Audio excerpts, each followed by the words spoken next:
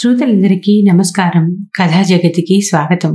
ఇప్పుడు శ్రీ విహారి గారు రచించిన ఈ మాట శాశ్వతం అనే కథని మీకు వినిపించబోతున్నాను. మరి కథలోకి వెళదామా? చీకటి కొట్టంలా ఉంది ఇల్లు. ఒక మూల అమ్మ కామేశ్వరి, వంటింటి గుమ్మం పక్కగా నాన్న రామేశం, నేను ముందు గదిలో. అమ్మ ఏడుస్తూ ఉంది. అది లో గుక్కలో ఏడుపు. నాన్న దిగులు చెట్టో నెర్రెలు విచ్చిన మట్టో అన్నట్టున్నాడు. నేను పెద్ద విస్ఫోటనాన్ని తట్టుకుని ఊగుతున్న గడ్డి మొక్కలా పరిపరి విధాల పోతున్నది మనసు. చూపు నిలుపోపక దిక్కుల్ని కొలుస్తున్నది. అసలు జరిగిందేమిటి?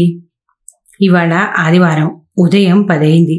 రమణని చూసి సర్వము కూలిపోయిన రారాజులా ఏమిటి వాలకం అంటూ వెళ్ళి అతని ఎదురు కుర్చీలో కూర్చున్నాను.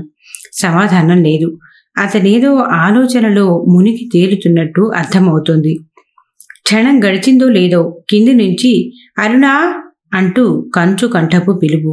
ఉలిక్కిపడ్డాను. అన్నయ్య ప్రతాప్. తలెత్తి చూశాడు రమణ. అప్పటికప్పుడే నేను గబగబా మెట్లు దిగుతున్నాను. డాబా మెట్ల మీద వారిన సువర్ణ గన్నేరు కొమ్మల్లో పిట్ట కిచకిచలాడింది. ఎప్పుడు చూసినా ఆ డాబా మీద చస్తుంది, ఏం మాటలు ఏమో అంటున్నది అమ్మ. వినపడింది. మనస్సు చివుక్కుమన్నది. వాడో పౌరోహిత్యపు వెధవ, దీన్ని ఏ వంటలక్కనో చేస్తాడు. చెబితే వినే బుద్ధి లేదు, ఏం చేస్తాం? ప్రతాప్. వెళ్ళి పక్కగా నిలబడ్డాను. కాఫీ కప్పుని పక్కన పెట్టి, ఏంటా కొట్టంగాడితో కబుర్లు? గద్దింపుగానే గుడ్లు ఉరుమాడు. నేను చెప్పాల్సింది ఏమీ లేదు. నీ పద్ధతేం బాగాలేదు అంటూ మొదలుపెట్టింది అమ్మ. రోజు ఏదో ఒక సమయంలో ఆమె నాకిచ్చే కితాబే ఇది. వినడానికి నేను అలవాటు పడిపోయాను. ప్రతి ఆదివారం నాడు పనిగట్టుకుని వనస్థలిపురం నుండి ఈ మలక్పేటకి వస్తున్నాడా? దేనికి? మన యోగక్షేమాలు కనుక్కోవాలనేగా. వాటిలోనూ ముందు నీ సంగతే కదా, మా అందరి దిగులు బాధ్యతను. అమ్మ మాటకి వత్తాసుగా తల కదిలిస్తూ నా వైపే చూపు సారిస్తున్నాడు అన్నయ్య. నాన్న ఇంట్లో లేడు. ఉంటే ఆయన ఓ మాట వదిలేవాడే. నిన్న సాయంత్రం రామకృష్ణ కలిశాడు. అతను చెప్పే సంబంధం మంచిది. పిల్లవాడిది సాఫ్ట్వేర్ ఉద్యోగం. తల్లిదండ్రులకి ఒక్కడే సంతానమట. నీ ఉద్దేశం చెప్పు. నేను ఎన్నాళ్ళిలా తాత్సారం చేస్తాను? అవును, వాడి శ్రద్ధ వాడిది. పైగా అవతల వాళ్ళకి ఏదో ఓ నిర్ణయం చెప్పాలిగా. అమ్మ. అసలు సంబంధాలు చూడొద్దని చెబుతూనే ఉన్నాను కదా అని. అయినా ఈ సంబంధంలో తిరకాసు గురించి నసిగావు కదా. ఆ పిల్లవాడి తండ్రికి పక్షవాతం, ఆ బాధ్యత ఇతనిదే అని అనేశాను. క్షణం ఆగి, నాన్న కూడా వద్దనే చెప్పాడు కదా అన్నాను. నేను చెప్పేది ఆయనకి ఎప్పుడూ నచ్చదు. ఆయనకి నచ్చిందేమో ఈమెకు నచ్చదు. చచ అని తల విదిలించుకున్నాడు. ఈ మాట అమ్మని ఉద్దేశించి అన్నాడు. మా ఆవిడ దేవి చెబుతూనే ఉంది, మీకెందుకీ ఆరాటం, వాళ్ల బాగోగులు వాళ్ళు చూసుకోగలరు అని. నాకే మనసు నిలవక అక్కడ ఇక్కడ విచారిస్తున్నాను. ఈ మాటల్లోనే నాన్న వచ్చాడు. ఉదయపు నడక అయింది. చేతిలో కూరల సంచి. విషయం చెరువిత చెరడం జరిగింది. నాన్నతో పాటు మరో విడత కాఫీ తాగాడు అన్నయ్య. అంతా విని, పెళ్లి సంబంధాలంటే క్షణాల్లో కుదరవులేరా అని. అయినా ఇది ఇప్పుడు చూడవద్దుంటున్నది కదా అన్నాడు నాన్న. ఆ మాటకి గంహిమని లేచాడు అన్నయ్య. చూడను, దాన్నలాగే వృద్ధకన్యగా ఇంట్లో ఉంచుకొని చావండి. ఎప్పుడో అప్పుడు ఎవడో ఒకడు లేవ తీసుకుపోయి ఎవరికో అమ్మేస్తాడు అంటూ లేచి నిలబడ్డాడు. అమ్మా నాన్న అవాక్కయ్యారు. నాకు కోపం వచ్చింది. నీ నోటికి శుద్ధిబద్ధం లేదు, మురిగి నోరు. చెల్లెన్నే ఇట్లా అంటున్నావు అన్నాను గట్టిగానే. అంతే. పూనకం వచ్చిన వాళ్లాగా దగ్గరకొచ్చి విసురుగా ఠక్కున చెంప మీద కొట్టాడు. ఏమిటే, నాది మురికి నోరా? అసలు నువ్వే మురికిదానివైపోయావు. అందుకే ఆ డాబా మీద వెధవతో అని ఏదేదో అనబోయాడు. అమ్మా నాన్న గుడ్లు తేలేసి చూడసాగారు. నోరు మూసుకో అని అరిచేశాను. మూసుకుంటాను. బరి తెగించిన ఆడదాంతో మాట్లాడడం నాదే తప్పు అని టకటక కాళ్ళు తాటిస్తూ బయటికి వెళ్ళిపోయాడు. అమ్మకి కళ్ళ నీడు తిరిగాయి. నేను ఆమె పక్కగా కూర్చుండిపోయాను. నాన్న మా ఇద్దరినీ చూస్తూ బిక్కమొహంతో నేల చూపులతో క్షణాలు లెక్కించసాగాడు. ఇంటిని నిశ్శబ్దం కమ్ముకుంది. ఇది జరిగింది. అందుకనే ఇప్పుడు ఇల్లు శవం లేచిన ఇల్లులా ఉంది. నా మనసులో అన్నయ్య మాటల పుండు సలుపుతోంది. నా ఆలోచనలో రమణ కళ్ళ ముందు నిలిచాడు. చిక్కడపల్లి లైబ్రరీలో మా ప్రథమ పరిచయం. అక్కడ విద్యార్థులు చాలామంది పుస్తకాలు తీసుకుని బయట ఆవరణలో కుర్చీలో కూర్చొని చదువుకుంటారు. నేను అలాంటి పాఠకురాల్నే. రమణ కూడా అంతే. MBA చదువుతున్నాడు. నేను ప్రభుత్వ పరీక్షలకి తయారవుతున్నాను. రమణది విజయవాడ. తండ్రి పురోహితుడు, తల్లి లేదు. అన్న, వదిన ఉపాధ్యాయ వృత్తిలో ఉన్నారు. వాళ్ళకి 3 పిల్లలు. ఇంటర్ అయిన తర్వాత రమణ చదువు గాడి తప్పింది. కారణం అతనికి గల సాహిత్యాభిలాష, కథలు, నవలలు, కవిత్వం, పుస్తకాలు చదవటం, సినిమాలు చూడటం, సభలు, సమావేశాలంటూ పోవటం. తండ్రి అనారోగ్యంతో మంచాన పడ్డాడు. 1 ఏడాది గడిచేలోగానే ఆయన చనిపోయాడు. అన్నా వదిన మందలింపులో వేధింపులు కలిసినయ్యి. బయటికి వచ్చేశాడు రమణ. తండ్రి శిష్యుడు ఇతనికి గురువైనాడు. హైదరాబాద్ తీసుకువచ్చి పౌరోహిత్యంలోకి దించాడు. భుక్తికి కులవృత్తి ఆధారమైంది. మరో పాయగా చదువుని ప్రోత్సహించాడు గురువు. బీకాం అయ్యింది. MBA మొదలుపెట్టాడు.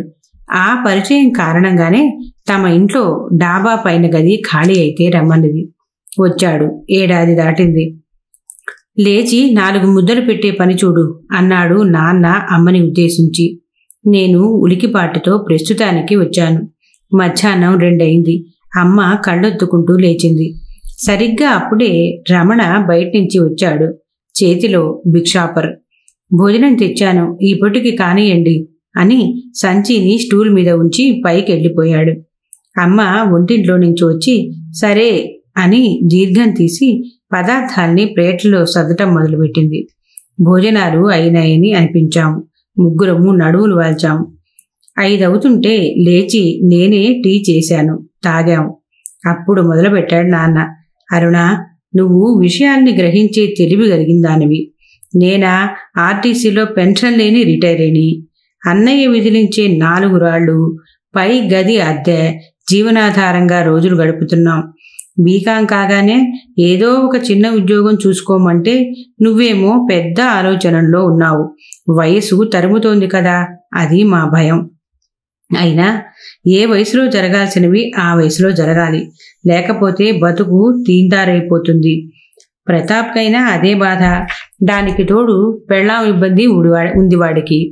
ఆ పిల్ల ఒక దుబారా మనిషి. తెలియని రహస్యాలేమున్నాయి కనుక వాడికి కోపం, ఆవేశం జాస్తి. అందుకనే మాట చేష్ట కూడా దూకుడు. అమ్మ మాటల్లో నా పట్ల సానుభూతి కన్నా కొడుకు చర్య పట్ల సమర్థింపే ధ్వనించింది నాకు. చాలా సమయం గడిచింది. ఇదే వలయంలో తిరిగాయి అన్ని మాటలు. నేను లేచి తయారయ్యి బయటికి నడిచాను. వెనక నుంచి ఎక్కడికే అన్నది అమ్మ. లైబ్రరీకి అంటూ ముక్తసరి సమాధానమిచ్చి వచ్చేశాను. బస్సు దిగగానే ఎదురైనాడు రమణ. నందిని హోటల్ పక్కగా నడక సాగించాము. వెనగ్గా ఎవరో యువతీ యువకులు మాటల్లో త్రుళ్ళుతూ నడకలో తడబడుతూ వస్తున్నారు. ఎట్టాగైనా ఈ ముసలోళ్ళకి చాదస్తం ఎక్కువవుతోందిరా, పెళ్లి గురించి ప్రాణం తీస్తున్నారు అన్నది ఆమె. పక్కకి అడుగు వేసి వెనక్కి చూశాను. పక్కనతను సన్నగా నవ్వాడు. మరో యువతి, ముసలోళ్ళు అనే ఉంది, మా అన్నయ్య కూడా అదే బాబతు. నా పెళ్ళైతే గాని తనకు పెళ్లి చేయరని తగని వర్రి అయిపోతున్నాడు. వాళ్ళు ముందుకు వెళ్ళిపోయారు. నేను రమణ వైపు చూశాను. పట్టించుకొని వాడిలాగా కదిలాడు. వచ్చి లైబ్రరీ ఆవరణలో కూర్చున్నాం. మా అన్నయ్య అంటూ ప్రస్తావించబోతూ ఉంటే జరిగింది నాకు అర్థమవుతూనే ఉందిలే అన్నాడు. నేను కొంచెం ఉత్కంఠతో ఎలా అడిగాను. మీ ఇంట్లోకి తొంగి చూస్తేనే తెలిసిపోయింది. మీ అన్నయ్య వచ్చి వెళ్ళాడంటే ఘర్షణే కదా. అయినా చరిత్ర ఉంది కదా, గతంలో సంఘటన నాకు తెలుసుగా అన్నాడు. అవును, గతంలోనూ ఇలాంటి ఘటనే. కాకుంటే ఆ రోజున అన్నయ్య చేతిలోని రిమోటుని విసిరి కొట్టాడు. అదృష్టవశాత్తు కణతకి తగలాల్సినది భుజానికి తగిలింది. ఇది నేనే రమణకి చెప్పాను. ఆయుధాలు వేరై ఉంటాయి అన్నాడు. చెయ్యే ఆయుధమైందిలే అని చెంపని నిమురుకున్నాను. సన్నగా నవ్వాడు రమణ. చాలాసేపు మౌనంగా కూర్చున్నాం. అప్పుడు అడిగాడు, అసలు నీ ఉద్దేశం ఏమిటో చెప్తే సరిపోతుంది కదా. ఉద్యోగం వస్తే గాని చేసుకోనను, లేక మనసులో మాట వేరే ఏదైనా ఉంటే దాన్ని గాని. నేను తల వంచుకొని కూర్చున్నాను. క్షణాల తరువాత వాళ్ళకి చాలా సందేహాలున్నాయి అన్నాను. కొంపదీసి నన్ను గురించి కాదు కదా అని సీరియస్గానే అన్నాడు. అట్లాగైతే వాటిని తీర్చేస్తే సరి, ఎటో చూస్తూ తనలో తాను అనుకుంటున్నట్లుగా అన్నాడు. చెప్పచ్చు కానీ అని నీళ్లు నమిలాను. అయితే కౌన్సిలింగ్కి తీసుకుపోతా అన్నాడు పెద్దగానే నవ్వుతూ. అకస్మాత్తుగా వచ్చిన ఆ మాటకి ఆశ్చర్యపోయాను. తెప్పరిల్లి అవసరమైతే అలాగే జిద్దుగానివిలే అన్నాను నవ్వుతూ. రమణ నిండుకుండా. అతని మాటల్లో నాకు అతని మనసేమీ తెలియలేదు. ఉదయం ఆలోచనలో దిగులుగా ఉన్నావు, ఏంటి సంగతి అడిగాను. మొన్నటి వరదల్లో మా అన్నయ్య ఇల్లు బాగా దెబ్బతిన్నదట అని వివరాలు చెప్పాడు. ఆ తర్వాత పరీక్షల గురించి మాటలు సాగినాయి. 7 గంటలు దాటింది. లేచాము. నేను ఇంటికి చేరేసరికి సుందరమ్మత్తయ్య వచ్చి ఉంది. పరామర్శలు అయినాయి. పొలాలు, పంటలు, సేద్యం బాధలు చెప్పుకొని వచ్చింది. రాత్రి టిఫిన్ల తర్వాత అత్తయ్య నా పెళ్లి ప్రసక్తి తెచ్చింది. వాసుబావకి ఈ ఏడాది పెళ్లి చేయాలని ఉన్నది. మీ మామయ్య ఇక్కడికి నన్ను వెళ్ళిరమ్మన్నారు. మీ అభిప్రాయం చెబితే అన్ని విధాలా మంచిది అని. ఏమంటావు అన్నయ్య అన్నది నాన్నని ఉద్దేశించి. సుందరమత్తయ్య వాళ్ళది పల్నాడులో గ్రామం. మామయ్య తనకున్న భూవసతిని ఆధారం చేసుకుని జీవనం సాగిస్తున్నాడు. 10th చదువు ఆపేసిన వాసు ఆయనకి చేదోడు. వ్యవసాయంలో అనుభవజ్ఞుడే. నిజానికి వాసు పెళ్లికి వాళ్ళు ఇతర సంబంధాలు చాలా చూశారు. ఆడపిల్లలు ఎవరూ రైతు కుటుంబానికి రావని చెబుతున్నారని అత్తయ్యే చాలాసార్లు అమ్మా నాన్నల దగ్గర వాపోయింది. ఉన్న బంధుత్వాన్ని బలపరుచుకుంటే బాగుంటుంది వదినా అంటూ కాసేపు ఆ విషయాన్నే చెబుతూ కూర్చుంది. మాదేముంది వదినా, అంతా దాని నిర్ణయమే. వయసులోనూ చదువులోనూ పెద్దదైన పిల్ల అన్నది అమ్మ. అవును అని ధృవీకరించాడు నాన్న. ఏమంటావు అరుణా అని నన్నే సూటిగా అడిగింది అత్తయ్య. నేను తల వంచుకొని కూర్చున్నాను. ఏ సమాధానము చెప్పలేదు. అప్పటికి చాలా పొద్దుపోయింది. నేను రేపు వెళ్ళిపోతాను, నువ్వు తేల్చి చెప్పు అని తన మాట ముగించింది అత్తయ్య. రాత్రి గడుస్తున్నది.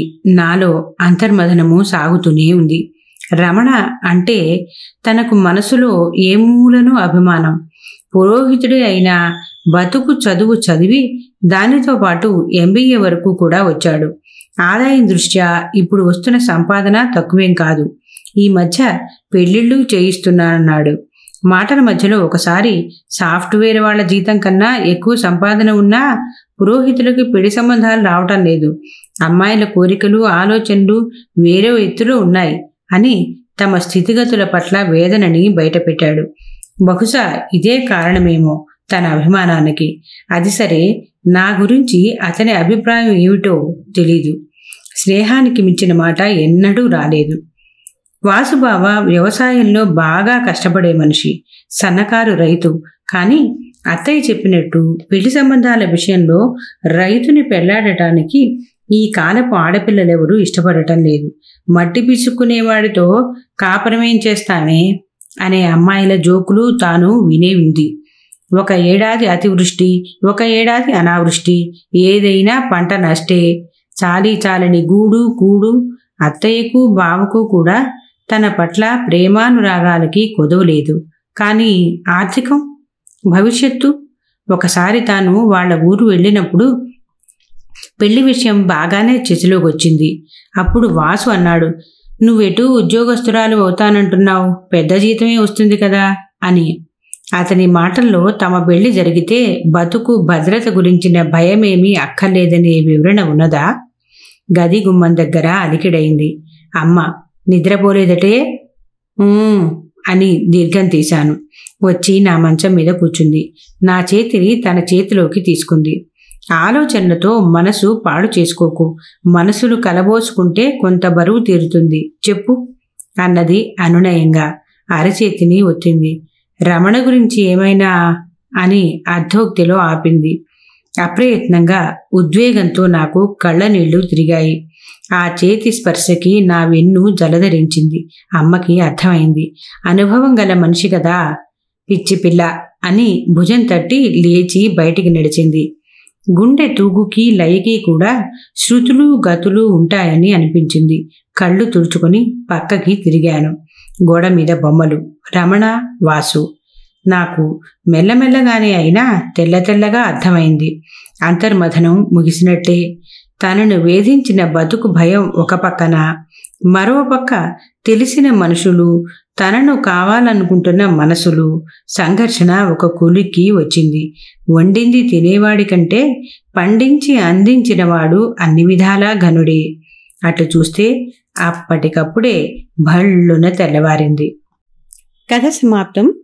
ఈ కథ మీకు నచ్చినట్లయితే లైక్ చేయండి, షేర్ చేయండి, కామెంట్ చేయండి. అలాగే తప్పకుండా సబ్స్క్రైబ్ చేస్తారు కదూ. మరి ఉంటానండి, మీ భాగవతుల పద్మ.